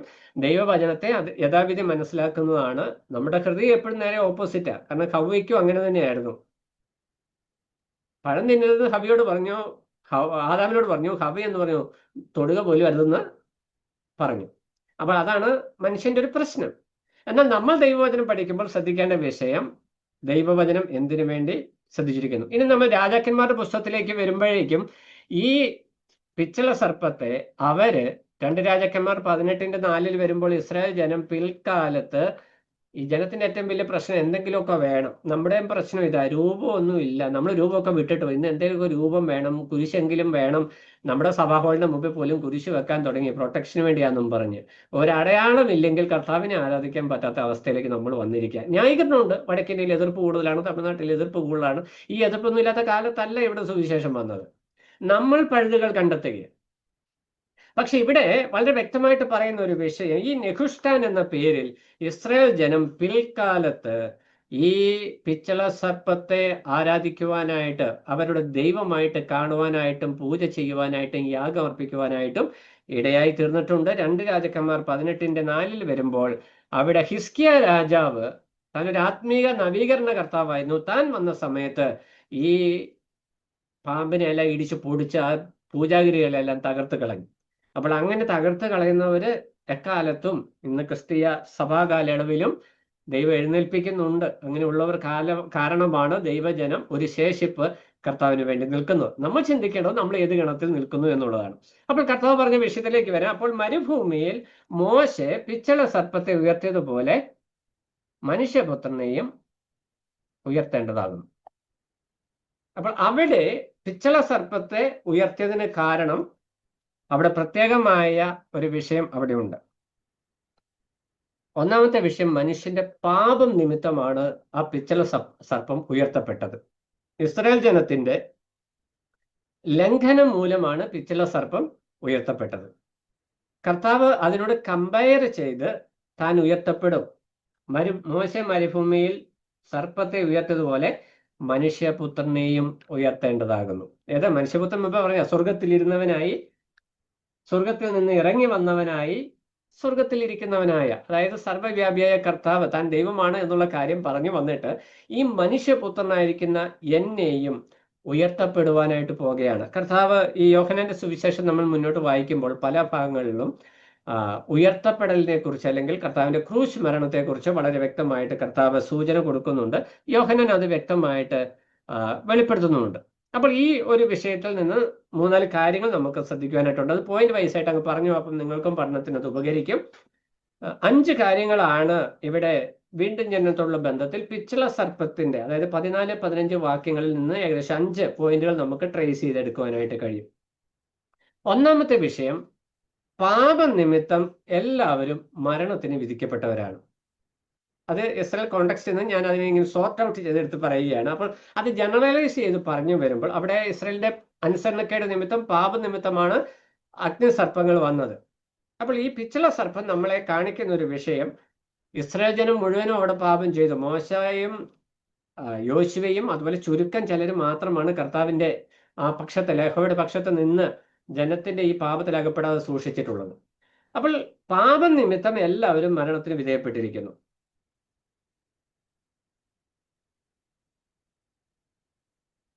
ഈ 40 ആണ്ട് മരുഭൂമിയിലൂടെ നടക്കുന്ന സമയത്തും അവർ ഈ മത്സരഗൃഹം തന്നെയായിരുന്നു. അപ്പോൾ എല്ലാ മനുഷ്യരും പാപികൾ. നമ്മളുള്ള ബന്ധത്തിൽ നമ്മൾ വിശ്വാസികളാണെങ്കിൽ പോലും, രക്ഷിക്കപ്പെട്ടവരാണെങ്കിൽ പോലും നമ്മളുടെ ജീവിതത്തിലും പാപത്തിന് സ്വാധീനം വളരെ കൂടുതലുണ്ട്. അപ്പൊ അത് നമ്മൾ ശ്രദ്ധിക്കണം. ഇസ്രായേൽ ജനത്തെ മിസ്രൈമിൽ നിന്ന് വിടുവിച്ചു, പെസഹയൊക്കെ ആചരിച്ച് അവർ പോന്നു. വാഗ്ദത്ത നാട്ടിലേക്ക്, കനാൻ ദേശത്തേക്ക് അവർ പോരുകയാണ്. പക്ഷെ യാത്രയിലുടനീളം അവർ മത്സരഗൃഹമായിരുന്നു. നമുക്കിതൊരു ആത്മീക പാഠമാണ്. നമ്മുടെ ജീവിതത്തിൽ അങ്ങനെ സംഭവിക്കുവാനായിട്ട് പാടില്ല. ദൈവം ബാലശിക്ഷ കഴിക്കുമെന്നുള്ളതിന് സംശയമില്ല. എന്നാൽ ഇതിൽ നിന്ന് നമ്മൾ ഉൾക്കൊള്ളുന്ന ഒരു പാഠം, ഈ പിച്ചള സർപ്പം നൽകുന്ന ഒരു സന്ദേശം, മനുഷ്യരുടെ പാപം നിമിത്തം മനുഷ്യൻ പാപത്തിന് മരണത്തിന് വിധിക്കപ്പെട്ടവനാണ്. റോമാലേഖനത്തിലെ 3:10 വരുമ്പോൾ നീതിമാൻ ആരുമില്ല, ഒരുത്തൻ പോലുമില്ല നമ്മൾ വായിക്കുന്നു. 6:23 വരുമ്പോൾ പാപത്തിന്റെ ശമ്പളം മരണമാണ് എന്ന് നമ്മൾ വായിക്കുന്നു. അപ്പോൾ ഇവിടെ നിക്കോദെമസിനോട് ദൈവം നമ്മുടെ കർത്താവ് കമ്മ്യൂണിക്കേറ്റ് ചെയ്ത് കൊടുക്കുന്ന ഒരു വിഷയം, ന്യായപ്രമാണത്തിന്റെ അനുഷ്ഠാനം കൊണ്ട് മനുഷ്യന് ദൈവസന്നദ്ധയിൽ നീതീകരണം ലഭിക്കുവാനായിട്ട് പറ്റില്ല എന്നുള്ള വിഷയം പറയുന്നത്. അതിൻ്റെ സിംബോളിക് ആയിട്ട് ഒരു ചരിത്ര വിഷയത്തെ കർത്താവ് എടുത്ത്, അത് നിക്കോദെമസിന് കൃത്യമായിട്ട് അറിയാവുന്ന ഒരു വിഷയത്തെ എടുത്ത് കാണിച്ചു കൊടുത്തു. പിച്ചള സർപ്പം, അവർക്ക് ന്യായപ്രമാണം കിട്ടി, അതും കയ്യിൽ പിടിച്ചുകൊണ്ട് അവർ യാത്ര ചെയ്യുന്ന സമയത്താണ് ദൈവിക കരുതലിനെയും ദൈവിക വിടുതലിനെയും രക്ഷയെയും അവർ വെറുപ്പാണ്. ഞാൻ മിസ്രൈമിൽ നിന്ന് പോകുന്നത് വലിയ അബദ്ധമാണെന്ന് പറഞ്ഞത് അവർ ആ സമയത്താണ്. അത് വലിയൊരു ലംഘനമാണ്, അത് മരണത്തിന് കാരണമാണ് എന്ന് ദൈവത്തിന്റെ ആത്മാവ് ഓർപ്പിക്കണം. രണ്ടാമത്തെ വിഷയം, പാപത്തിനുള്ള പോംവഴി എന്ന് പറയുന്നത് ദൈവകൃപയാണ്. ദൈവകൃപയാണ്. നമുക്കറിയാം, അവരവിടെ അഗ്നിസർപ്പം കടിച്ചു മരിച്ചുകൊണ്ടിരിക്കുക. അങ്ങനെ നമ്മൾ വളരെ ജനം മരിച്ചു. ഇങ്ങനെ മരിച്ചുകൊണ്ടിരിക്കുമ്പോഴാണ് ജീവിച്ചിരിക്കുന്നവർ ഓടി മോശയുടെ അടുക്കൽ ചെല്ലുന്നത്. അപ്പോൾ ദൈവം ഇവരെല്ലാം മത്സരികളാണ്, എല്ലാവരും പാപം ചെയ്തു, എല്ലാവരും പിറുപിറുത്തു. പക്ഷേ ഇവർ ഓടി വന്ന ദൈവസന്നിധി, ഞങ്ങൾ യഹോവയോടും നിന്നോടും പാപം ചെയ്തു എന്നുള്ള ഒരു മാനസാന്തരത്തിന്റെ വാക്ക് അവരുടെ ഹൃദയത്തിൽ നിന്ന് വന്നപ്പോൾ ദൈവം തൻ്റെ കൃപയിൽ, അവർ ന്യായപ്രമാണം അനുഷ്ഠിച്ചത് കൊണ്ടല്ല, അവര് യാഗം അർപ്പിച്ചത് കൊണ്ടല്ല, അവരോട് ദൈവത്തിന് തോന്നിയ മനസ്സലിവും പ്രീതിയും കൊണ്ട് മോശയോട് പറയുകയാണ്, ഒരു പിച്ചള സർപ്പത്തെ ഉണ്ടാക്കി നാട്ടുക, എന്നിട്ട് എന്ത് ചെയ്യുക, അതിനെ നോക്കുന്നവൻ രക്ഷ പ്രാപിക്കും. അപ്പോൾ രക്ഷയോടുള്ള ബന്ധത്തിൽ വളരെ പ്രധാനപ്പെട്ട ഒരു പോയിന്റ് ദൈവത്തിന്റെ ആത്മാവ് കർത്താവ് ഈ നിക്കോദെമസിനോട് പറഞ്ഞു കൊടുക്കുകയാണ്. കർത്താവിലേക്ക് നോക്കുന്നവർക്കാണ്, അല്ലെ ഉയർത്തപ്പെടുന്നവനിലേക്ക് നോക്കുന്നവർക്കാണ് പാപമോചനം ലഭിക്കുന്നത്. ഈ പിച്ചള സർപ്പത്തെ അവിടെ ഒരു പുതുജീവന്റെ വഴിയായിട്ട് ചിത്രീകരിക്കുന്നു. അവിടെ രണ്ട് കാര്യങ്ങൾ. ഒന്ന്, മാനസാന്തരം. ഞങ്ങൾ ദൈവത്തോടും മോശയോടും ദൈവദാസനോടും തെറ്റ് ചെയ്തു പോയി എന്ന് പറഞ്ഞ് അനുതാപ ഹൃദയത്തോടെ, മാനസാന്തര ഹൃദയത്തോടെ അവർ ദൈവത്തിലേക്ക് തിരിഞ്ഞപ്പോൾ ദൈവം അവർക്ക് തൻ്റെ ഹിതപ്രകാരം ഒരു പരിഹാരം അവിടെ ഒരുക്കുകയാണ്. നമുക്കറിയാം, പോയി ഉടനെ ഒരു യാഗമൊക്കെ അർപ്പിക്കാൻ പോയാൽ ഊനമില്ലാത്ത മൃഗത്തെയൊക്കെ കണ്ടുപിടിച്ച് വരുമ്പോഴത്തേനും അവിടെ കുറെ എണ്ണം കൂടെ മരിക്കും. പക്ഷെ മോശ അവിടെ ഡിക്ലെയർ ചെയ്യുന്ന ഒരു വിഷയം, ദൈവം അവിടെ അവർക്ക് ഏൽപ്പിച്ചു കൊടുത്ത വിഷയം കൃപയുടെ സന്ദേശമാണ്. എന്താ, ഈ പിച്ചള സർപ്പത്തെ ഉണ്ടാക്കുന്ന നിമിഷം ആ ഒരു ടൈം പീരീഡ് മാത്രമേ ഉള്ളൂ, ചുരുങ്ങിയ സമയം. പിച്ചള ഒരുക്കി അതിനെ കൊടിമരത്തിന്മേൽ തൂക്കി അതിലേക്ക് നോക്കുവാനായിട്ട് ഒരു അവസരം കൊടുത്തിരിക്കുന്നു. അതിനെ നമുക്ക് പറയുമ്പോൾ ഒരു സൂപ്പർ നാച്ചുറൽ റെമഡി, ഒരു സ്വർഗീയമായിരിക്കുന്ന ദൈവികമായിരിക്കുന്ന പരിഹാരം, പാപത്തിനുള്ള പരിഹാരം ദൈവികമാണ് എന്ന് നമുക്ക് പറയുവാനായിട്ട് കഴിയും. നമുക്ക് 1 കൊരിന്ത്യർ 1:18 വരുമ്പോൾ വിശ്വസിക്കുന്നവർക്ക് അത് ദൈവശക്തിയാണ് എന്ന് നമ്മൾ കാണുന്നുണ്ട്. രണ്ടാമത്തെ പോയിന്റായിട്ട് നമുക്ക് കാണാൻ പറ്റുന്നത് മതിയായ പരിഹാരം, സഫിഷ്യന്റ് റെമഡിയാണ് എന്ന് പറഞ്ഞാൽ അവരെ പാമ്പ് കഴിച്ച് അവരെല്ലാവരും മരിച്ചുകൊണ്ടിരിക്കുക, ജനങ്ങൾ മരിച്ചു വീണുകൊണ്ടിരിക്കുക. എന്നാൽ അവരെ ഒന്ന് നോക്കിയാൽ മതി അവർക്ക്. പക്ഷെ നോക്കണമെങ്കിൽ എന്ത് സംഭവിക്കണം? അവിടെയാണ് പ്രധാന പോയിന്റ്. അവരുടെ ഹൃദയത്തിൽ മോശ അവരോട് പറഞ്ഞു, പിച്ചള സർപ്പത്തെ ഉയർത്തിയിരിക്കുകയാണ്, ഇതിലേക്ക് നോക്കുന്നവൻ ജീവിക്കും. ഈ നോക്കുന്നവൻ ആരാ? ആ വാക്ക് വിശ്വസിക്കുന്നവനാ. അപ്പോൾ വിശ്വാസത്താലാണ് രക്ഷ എന്നുള്ള പോയിന്റ് കർത്താവ് ഇവിടെ നിക്കോദെമസിനോട് വളരെ ക്ലിയർ ആയിട്ട്, പിന്നെ വ്യാഖ്യാനം കൊടുക്കേണ്ട ആവശ്യമില്ല, നിക്കോദെമസിന് അത് വളരെ ക്ലിയർ ആണ്. അത് മതിയായ ഒരു പരിഹാരമാണ്, ഒന്ന് നോക്കിയാൽ മാത്രം മതി. പക്ഷെ അതിനടിസ്ഥാനം വിശ്വാസം. മോശയുടെ വാക്ക് വിശ്വസിക്കുന്നവരാണ് അതിലേക്ക് നോക്കിയത്. അതൊരു പാമ്പല്ലേ, അതൊരു സർപ്പമല്ലേ, എനിക്ക് അതിന്റെ ആവശ്യമില്ല എന്ന് ചിന്തിച്ച വ്യക്തികളൊക്കെ മരണത്തിന് വിധേയപ്പെട്ടിട്ടുണ്ട്. ഇന്നത്തെ കാലത്തും നമ്മൾ സുവിശേഷം അറിയിക്കുമ്പോൾ നമ്മൾ ഇത് എനിക്കറിയാവുന്ന വിഷയമാണ്, എനിക്കിതിന്റെ ആവശ്യമില്ല എന്ന് ചിന്തിക്കുന്നവർ കൃപയിൽ നിന്ന് അകന്നു പോകുന്നു. അത് രക്ഷയോടുള്ള ബന്ധത്തിൽ മാത്രമല്ല, വിശ്വാസികളായിരിക്കുന്ന നാം ദൈവവചനം കേൾക്കുമ്പോൾ ഇതെനിക്ക് ബാധകമല്ല എന്ന് നമ്മൾ ചിന്തിച്ചാൽ നമ്മൾക്ക് ആ വചനം വൃഥാവാണ്. അതുകൊണ്ട് ഒരു പ്രയോജനം നമുക്കില്ല. ദൈവവചനം നമുക്ക് തന്നിരിക്കുന്ന എഡിഫിക്കേഷനും ശുദ്ധീകരണത്തിനും നീതീകരണത്തിനും നീതിയിലെ അഭ്യാസം, നമ്മൾ അഭ്യാസം തികഞ്ഞവരായി ശിഷ്യത്വത്തിൽ പക്വത പ്രാപിച്ചവരായി ദൈവസന്നിധിക്ക് ചെല്ലുവാനായിട്ടാണ് ദൈവവചനം നമുക്ക് തന്നിരിക്കുന്നത്. അത് എനിക്ക് ബാധകമല്ല എന്ന് നാം ചിന്തിച്ചാൽ ഇതേ അവസ്ഥയാ, നമുക്കതിൻ്റെ പ്രയോജനം കിട്ടത്തില്ല.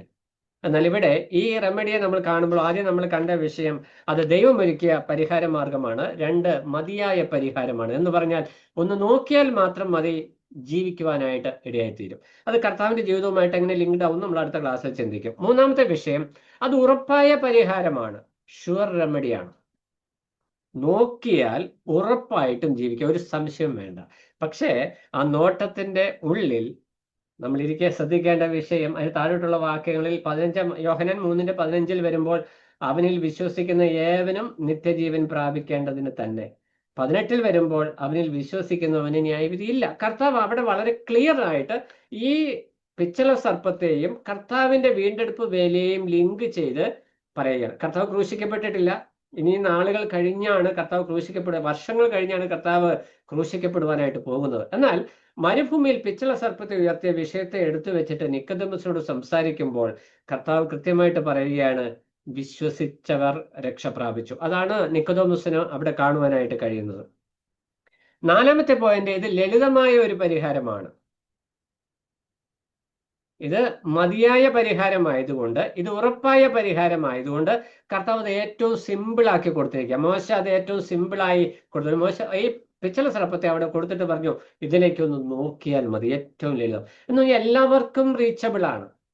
പാളയത്തിന് നടുക്ക് ഏറ്റവും ഉയരമുള്ള കൊടിമരത്തിൽ കുത്തിയിരിക്കുക. നമ്മുടെ കർത്താവിന്റെ ക്രൂശ് മരണത്തോടുള്ള ബന്ധത്തിലും പാളയത്തിന് പുറത്ത് ജാതികൾക്കും യഹൂദന്മാർക്കും ഒരുപോലെ വിസിബിൾ ആയിട്ട് കുത്തിവെങ്കിലേക്ക് നോക്കുവാനായിട്ടുള്ള ഒരു ചിത്രമായിട്ട് നമ്മൾ അവിടെ കാണുന്നുണ്ട്. ഇത് കർത്താവിന്റെ ക്രൂശീകരണത്തിന്റെ ഒരു നിഴലായിട്ട് നമുക്ക് കാണാം. എന്നാൽ നമ്മൾ അതിലെ ആത്മീക പാഠമായിട്ട് ഉൾക്കൊള്ളുന്ന വിഷയം, പാളയത്തിലുള്ള സകല ജനത്തിനും എത്ര ദൂരെ നിന്ന് നോക്കിയാലും നോട്ടം എത്തുന്ന സ്ഥാനത്ത് വീണ്ടെടുപ്പ് അവന് വേണ്ടി ഒരുക്കപ്പെട്ടിട്ടുണ്ട്. പക്ഷെ ഒറ്റ കാര്യമുള്ളൂ, അതിലേക്കൊന്ന് നോക്കുവാനായിട്ട് ഇടയത് ഏറ്റവും ലളിതമായി സിമ്പിളായി വീണ്ടെടുപ്പ് മോശ മുഖാന്തരം ദൈവം ഇസ്രായേൽ ജനത്തിന് ദൈവം ന്യായം വിധിച്ചു. പാപത്തിന് ദൈവം ന്യായവിധി കൊടുത്തു. അതെല്ലാ കാലത്തും ദൈവം അങ്ങനെയാണ്. ദൈവം നീതിമാനായതുകൊണ്ട് പാപത്തിന് ദൈവം ശിക്ഷ കൊടുക്കും.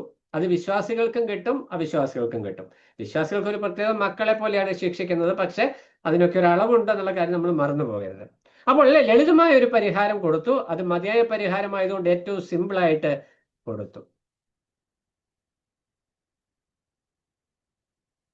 ഇവിടെ ആ പാമ്പിന് വീണ്ടെടുപ്പിന്റെ പ്രത്യേകത ഒന്നുമില്ല. പാമ്പ് അവിടെ നിൽക്കുന്നു. പാമ്പിനേക്ക് നോക്കുന്നവർക്ക് പരിഹാരം കിട്ടുകയാണ്. അവിടെ വേറെ ഒരു ശക്തിയുടെ ഒന്നും ആവശ്യം വന്നില്ല. പാമ്പിലേക്ക് നോക്കിയാൽ വീണ്ടെടുപ്പ് വരികയാണ്. ഇത് ഇത്ര സിമ്പിളായിട്ട് വരാൻ കാരണം കർത്താവിലേക്ക് നോക്കുക എന്നുള്ള ആഹ്വാനമാണ്. ആവശ്യബോധത്തോടെ നമ്മൾ കർത്താവിലേക്ക് നോക്കുമ്പോൾ നമുക്ക് വീണ്ടെടുപ്പ് ഒരുക്കും എന്നുള്ളതാണ്, അല്ലെങ്കിൽ പാപമോചനം ലഭിക്കും എന്നുള്ളതാണ് ഇതിൽ നിന്ന് ലഭിക്കുന്ന സന്ദേശം. നമ്മൾ 5 പോയിന്റാണ് ഞാൻ ആദ്യം പറഞ്ഞത്. 5 കാര്യങ്ങൾ നമുക്ക് ഇവിടെ നിന്ന് കാണാം. അതിൽ ഒന്നാമത്തെ പോയിന്റ്, പാപം നിമിത്തം എല്ലാവരും മരണത്തിന് വിധിക്കപ്പെട്ടവരാണ്. ഒന്നാമത്തെ പോയിന്റ്. രണ്ടാമത്തെ പോയിന്റ്, പാപത്തിനുള്ള പരിഹാരം ദൈവത്തിന്റെ കൃപയാൽ ഒരുക്കപ്പെടുന്നു. അതാണ് രണ്ടാമത്തെ പോയിന്റ്. അതിന്റെ സബ് പോയിന്റ് ആയിട്ട് പറഞ്ഞ വിഷയങ്ങളാണ് ഈ പാമ്പിനോടുള്ള ബന്ധത്തിൽ. അത് ദൈവം ഒരുക്കിയ പരിഹാരമാണ്, മതിയായ പരിഹാരമാണ്, ഉറപ്പായ പരിഹാരമാണ്, ലളിതമായ പരിഹാരമാണ്, അത് സെൽഫ് എഫിക്കേസിങ് ആണ്. എന്ന് പറഞ്ഞാൽ പാമ്പ് അവിടെ ഇവരുടെ പാപത്തിന് പരിഹാരമായിട്ട് നിൽക്കുകയാണ്. അതൊരു ചിത്രീകരണമാണ്. എന്നാൽ അതിനെ ആരാധിക്കുവാനായിട്ട് ദൈവം അവകാശപ്പെട്ടില്ല, ആവശ്യപ്പെട്ടില്ല. പിൽക്കാലത്ത് ഇസ്രായേൽ ജനം അതിനെ ആരാധിച്ചു. ദൈവം അത് ശിക്ഷ വിധിക്കുവാനായിട്ട് ഇടയായിട്ടുണ്ട്. ഇന്ന് സംഭവിക്കുന്ന വിഷയം, ക്രിസ്ത്യാനികൾ എന്നറിയപ്പെടുന്നവര് ക്രിസ്തുവിനെ മാറ്റി കുരിശിനെ ആരാധിക്കുന്നത് ഈ നെഹുസ്താന്റെ ആരാധന തന്നെയാണ്. കർത്താവ് ക്രൂശിനെ വെച്ച് ക്രൂശിനെ ആരാധിക്കാൻ കർത്താവ് ക്രൂശിൽ ഇങ്ങനെ കിടന്ന പാമ്പായിരുന്നു അവിടുത്തെ വിഷയം. കാരണം പാമ്പായിരുന്നു അവർക്ക് ബാധയായിട്ട് കിടന്നത്. നമ്മുടെ കർത്താവ് ക്രൂശിന്മേൽ ശാപമാക്കപ്പെട്ടു, പാപമാക്കപ്പെട്ട് കിടക്കുമ്പോൾ യാഗമായി തീർന്നത്, പെസഹ കുഞ്ഞാട് ജനത്തിനു വേണ്ടി യാഗമാക്കപ്പെടുന്നത് പോലെ പാപമാക്കപ്പെട്ട കർത്താവ് ക്രൂശിന്മേൽ കിടക്കുമ്പോൾ ക്രൂശിന് യാതൊരു മഹത്വവുമില്ല. അത് ഉയർത്തപ്പെടുവാൻ ഉപയോഗിച്ച ഒരു തൂണ് മാത്രം. എന്നാൽ ഇന്ന് എന്ത് ചെയ്യുക? ഈ നെഹുഷ്ഠാനെ ആളുകൾ ആരാധിച്ചുകൊണ്ടിരിക്കുക. ഇന്ന് നമ്മുടെയൊക്കെ ഹൃദയത്തിലും ഈ നെഹുഷ്ഠാനെ ചുമക്കുന്ന ഒരു ടെൻഡൻസി ഉണ്ട്. നമ്മൾ അറിയാതെ അതിങ്ങനെ വർദ്ധിച്ചു വരുന്നുണ്ട്. അതുകൊണ്ടാണ് നമ്മൾ പിന്നീട് അതിലോട്ട് പോകാനായിട്ട് വെമ്പൽ കൊള്ളുന്നത്. എന്നെ കേൾക്കുന്ന വിശ്വാസികൾ ആരെങ്കിലും തിരിച്ചു പോകുവാനായിട്ട് ഇങ്ങനെ മനസ്സിൽ കണക്ക് കൂട്ടുന്നുണ്ടെങ്കിൽ എനിക്ക് പറയാനായിട്ടുള്ള വിഷയം, ദൈവം ന്യായം വിധിക്കുമ്പോൾ വിശ്വാസികൾക്ക് ന്യായവിധിയുണ്ട്. വളരെ പ്രധാനപ്പെട്ട ഒരു വിഷയം. നമുക്ക് കഷ്ടങ്ങൾ ഉണ്ടാകാം. നമുക്കെല്ലാം പ്ലസന്റ് ആയിരിക്കത്തില്ല, എല്ലാം സ്മൂത്ത് ആയിരിക്കത്തില്ല. വിശ്വാസ ജീവിതം എന്ന് പറഞ്ഞാൽ കല്ലും മുള്ളും പറക്കാനും ഒക്കെ നിറഞ്ഞതാണ്. നമ്മൾ ഈ ലോകത്തിലാണ് ജീവിക്കുന്നത്. പാപം നിറഞ്ഞ ലോകത്തിൽ ജീവിക്കുമ്പോൾ ഒരു വിശ്വാസിക്ക് ഈ ലോകം അനുകൂലമല്ല. ഈ ലോകത്തിലുള്ള മനുഷ്യർ ജീവിക്കുന്ന സഭയും അനുകൂലമല്ല. സഭയ്ക്കകത്തും പ്രശ്നങ്ങളും പ്രയാസങ്ങളും ഉണ്ടാകും. അതിന് കാരണം എന്താ? അതിനകത്ത് ജഡികന്മാരുണ്ട്, രക്ഷിക്കപ്പെടാത്ത പ്രാകൃതന്മാരുണ്ട്. എന്ന് പറഞ്ഞാൽ രക്ഷിക്കപ്പെട്ടു എന്ന ചിന്തയിലും രക്ഷിക്കപ്പെട്ടു എന്ന ഭാവത്തിലും സഭയ്ക്കുള്ളിൽ കടന്നു വന്ന ആളുകളുണ്ട്. അത് പറയുമ്പോൾ അത് എൻ്റെ നേരെ പുരുവൊന്നും ചെളിക്കേണ്ട, ഇതൊരു സത്യമായ കാര്യമാണ്. ഇസ്രായേൽ ജനം മിസ്രൈമിൽ നിന്ന് പോരുമ്പോൾ പെസഹ ആചരിച്ചു വന്ന ജനത്തിന്റെ ഇടയിൽ മിസ്രൈമിനെ ചുമന്നുകൊണ്ടുവന്ന ഒത്തിരി ആളുകൾ ആ കൂടെ ഉണ്ടായിരുന്നു. അവരാണ് പിന്നീട് അവർക്കൊരു മുള്ളായി തീർന്നത്. ദൈവജനത്തിന് എന്നും അവരൊരു മുള്ള. അതുപോലെ ക്രിസ്തീയ സഭയിലുമുണ്ട്. ഈ കഴിഞ്ഞ 2000 വർഷമായിട്ട് സഭ ഇങ്ങനെ മുന്നോട്ട് സഞ്ചരിക്കുമ്പോൾ രക്ഷിക്കപ്പെടാതെ അംഗങ്ങളായി തീർന്നവരുടെ എണ്ണം കൂടുതലാണ്. അവർ സഭയ്ക്കുള്ളിൽ പെരുമാറുന്നത് പ്രാകൃതന്മാരെ പോലെ, അവിശ്വാസികളെ പോലെ. അവരുടെ ഇടയിൽ നാം വിശ്വാസികളായിട്ട് ജീവിക്കുമ്പോൾ സ്വാഭാവികമായിട്ടും നമുക്ക് ജീവിതം സ്മൂത്ത് ആയിരിക്കത്തില്ല, പല പ്രശ്നങ്ങളും ഉണ്ടാകാം. പക്ഷേ നമ്മൾ ഓർക്കേണ്ട വിഷയം, ഇവരാരും നമ്മളെ വീണ്ടെടുത്തിട്ടില്ല, ഇവരാരും നമുക്ക് വേണ്ടി ഒന്നും ചെയ്തിട്ടുമില്ല.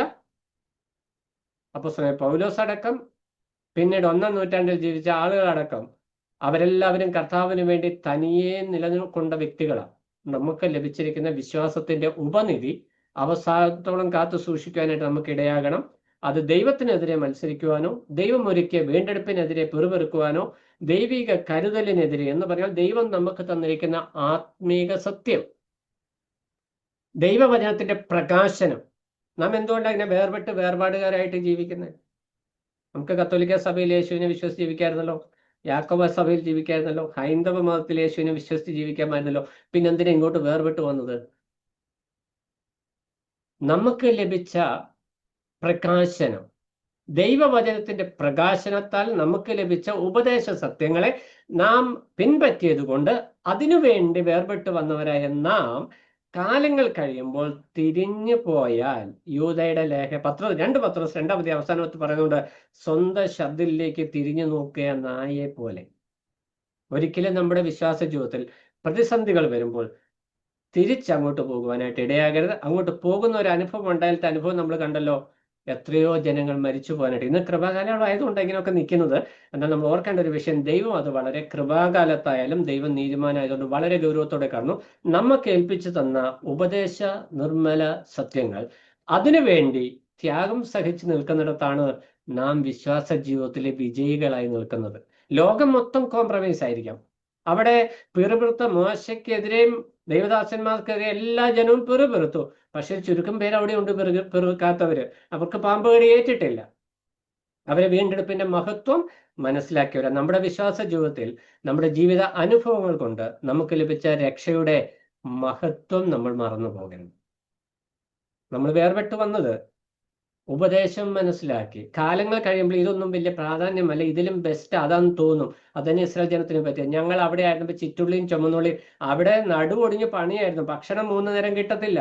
ഏറ്റവും വലിയ കല്ലുകളും ഭാരവും വഹിച്ചുകൊണ്ട് അവരെ ചാട്ടവാറിന്റെ അടിയേറ്റ് പണിയെടുത്ത് അടിമത്തത്തിൽ കിടന്ന ഇസ്രായേൽ ജനം ദൈവത്തിന്റെ കരുതലും പരിപാലനവും അനുഭവിച്ച് മരുഭൂമിയിലൂടെ സുഖജീവിതം, AC ലൈഫ് സഞ്ചരിച്ചു കഴിഞ്ഞപ്പോൾ അവരുടെ ഉള്ളിലുണ്ടായ അവസ്ഥ എന്ന് പറയുന്നത് ദൈവത്തിനെതിരെ പിറുപിറുക്കുന്ന അവസ്ഥയാണ്. നമ്മുടെയൊക്കെ അവസ്ഥ ഇന്നതാ. നമ്മളും പട്ടിണിയും പരിദേവനും ഒക്കെ ആയിട്ട് നമ്മൾ കിടന്നവരാ.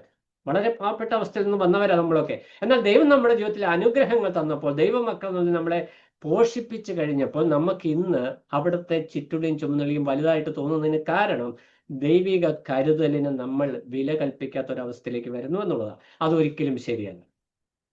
കാരണം ഇസ്രായേൽ ഈ അഗ്നിസർപ്പത്തെ അവിടെ എഴുന്നേൽപ്പിക്കാനായിട്ടുള്ള കാരണം ദൈവത്തെയും, ദൈവമൊരുക്കിയ വിടുതലിനെയും, ദൈവമൊരുക്കിയ രക്ഷയെയും, സ്വർഗത്തിൽ നിന്ന് ദൈവം അവർക്ക് കൊടുത്ത സ്വർഗീയ ഭോജ്യമായിരിക്കുന്ന മഞ്ഞയെയും അവർ വെറുക്കുവാനിടയായപ്പോൾ മരണം അവരുടെ ഇടയിലേക്ക് കടന്നു വന്നു. നമ്മുടെ സ്ഥലം സഭകൾ ചിഹ്നമായി പോകുന്നുണ്ടെങ്കിൽ, നമ്മുടെ വിശ്വാസ ജീവിതത്തിൽ തകർച്ച വരുന്നുണ്ടെങ്കിൽ അതിന് കാരണം ഈ കാരണം തന്നെയാണ്. രക്ഷയുടെ മഹത്വം മറന്നു പോകുക, ദൈവമൊരുക്കിയ സ്വർഗീയ ഭോജ്യം, അഥവാ ഉപദേശ സത്യങ്ങളെ, ഉപദേശ ശുദ്ധിയെ നമ്മൾ വെറുക്കുക. ഈ ഉപദേശം ഞങ്ങൾക്ക് വേണ്ട, ഞങ്ങൾക്ക് കോംപ്രമൈസ് മതി, മിശ്രയും മതി എന്ന് നമ്മൾ തീരുമാനിക്കുന്നിടത്ത് നമ്മുടെ ആത്മീക ജീവിതത്തിന്റെ പതനം ആരംഭിക്കും. അതാണ് ഈ പിച്ചള സർപ്പം നമുക്ക് തരുന്ന പാഠം. നിക്കോദെമോസ് ഈ വാക്ക് കേട്ടപ്പോൾ നിക്കോദെമോസിന്റെ ഹൃദയത്തിൽ തീർച്ചയായിട്ടും ഒരു പൊള്ളൽ, ഒരു ബേണിംഗ് ഉണ്ടാകുവാനായിട്ട് ഇടയായിട്ടുണ്ട്. അത് അടുത്ത വാക്യത്തിലേക്ക് ആ ബേണിങ് ആദ്യം ഉണ്ടായിട്ടാണ് കർത്താവ് അതിനെ ഒന്ന് ആ മുറിവിനകത്തോട്ട് ശരിയായ നിലയിൽ എന്താണ് രക്ഷ, എന്താണ് വീണ്ടെടുപ്പ് എന്ന് പറഞ്ഞു കൊടുക്കുന്നത്. ഇത് വളരെ ഗൗരവത്തോടെ കാണുവാനായിട്ട് നമുക്ക് ഇടയാകട്ടെ. ഇസ്രായേൽ ജനം നമുക്കൊരു സൂചനയാണ്, മുന്നറിയിപ്പാണ്. അവരുടെ ജീവിതത്തിൽ പറ്റിയ പരാജയങ്ങൾ, പിന്നീട് കാലങ്ങൾ മുന്നോട്ട് വന്നു, രാജാക്കന്മാർ വന്നു, പ്രവാചകന്മാർ വന്നു. ഇവരുടെ ഒക്കെ കാലത്ത് ഇസ്രായേൽ ജനത്തിന് എപ്പോഴും മത്സരഗൃഹമാണ്. ഇന്ന് സഭയിലും അതൊക്കെ ഉണ്ടെന്ന് നമ്മൾ മനസ്സിലാക്കണം. എന്നാൽ ആ കാലത്തും ഒരു ശേഷിപ്പ് കർത്താവിന് വേണ്ടി നെഹമ്യാവിനെ പോലെ, എസ്രായെ പോലെ സ്ട്രോങ് ആയിട്ട് ഇടഞ്ഞു കിടക്കുന്ന ദേവാലയങ്ങളെ പണിയുവാനായിട്ടുണ്ടായിരുന്നു. നമ്മുടെ വിശ്വാസ ജീവിതത്തിൽ, നമ്മുടെ തലമുറയിൽ നമ്മൾ മറ്റുള്ളവർക്ക് മിസ്രൈമിലേക്ക് മടങ്ങി പോകുവാൻ ഒരു മോട്ടിവേഷൻ ആകരുത്. നമ്മുടെ മക്കൾക്കും നമ്മുടെ കൂടെ ഉള്ളവർക്കും പോകണമെന്നൊരു ടെൻഡൻസി വരുമ്പോൾ അവർക്ക് ചൂണ്ടിക്കുഴച്ചു കൊടുക്കേണ്ട ഒരു നല്ല ഉദാഹരണമാണ് ഈ പിച്ചള സർപ്പം. അവർ ദൈവം ഒരുക്കിയ രക്ഷയെയും ദൈവം ഒരുക്കിയ സ്വർഗീയ ഭോജ്യത്തെയും കൂടെ നടത്തിക്കൊണ്ടുവന്ന ദൈവിക പരിപാലനത്തെയും അവർ വെറുത്തു. ആ വെറുപ്പ് അവർക്ക് മരണഹേതുവായി തീർന്നു. അങ്ങനെ നമുക്ക് സംഭവിക്കാതിരിക്കാൻ, നമ്മുടെ വിശ്വാസ ജീവിതത്തിൽ നമ്മുടെ രക്ഷയുടെ മഹത്വം മനസ്സിലാക്കുവാൻ, ദൈവം നമുക്ക് തന്നിരിക്കുന്ന ഉപദേശ സത്യങ്ങളായിരിക്കുന്ന സ്വർഗീയ ഭോജ്യങ്ങളെ ആവോളം രുചിച്ച് അതിന് മടുത്തു പോകാതെ അതിനു വേണ്ടി അത് എത്രത്തോളം കഴിക്കാമോ അത്രത്തോളം കഴിക്കുന്നതിൽ സന്തോഷിക്കുന്ന ഒരനുഭവത്തിലേക്ക് വരുവാനായിട്ട് നമുക്കിടയാകണം. വരുന്ന ദിവസങ്ങളിൽ വചനം കുറച്ചുകൂടി ആഴമായി ചിന്തിക്കുവാനായിട്ട് ദൈവത്തിന്റെ ആത്മാവ് എല്ലാവരെയും സഹായിക്കട്ടെ. കർത്താവിനെ വെച്ചാൽ ബാക്കി വിഷയം നമുക്ക് അടുത്ത ക്ലാസ്സിൽ ചിന്തിക്കാം. ദൈവനാമം മഹത്വപ്പെടുമാറാകട്ടെ.